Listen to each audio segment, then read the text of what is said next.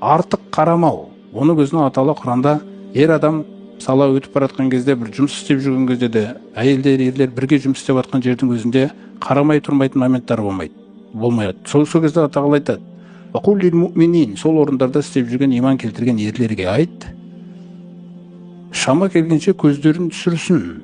Ол әйелдермен сөйлескен кезде қажеттілік мәселесінде ғана болмаса, ана қағазда бере саласыз ба, анау сондай ма, мынау мұндай ма деген жерлердегі нәрселер болмаса, көздерін түсірсін дейді.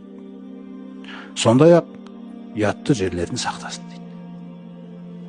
Зәлика әзка лахум, айт ерлерге, мүминдерге осылай істеулері ең таза жол жандарына. Әйтпесе ол жан болғанат, ол жүрек болғанат.